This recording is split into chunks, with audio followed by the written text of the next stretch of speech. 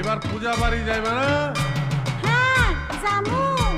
তাহলে একটু সাজগোজ করো, লোকে দেখবো। কি দিয়া সাজুন? এইবার কিছুই তো দিলা না। কেমনে দেমু?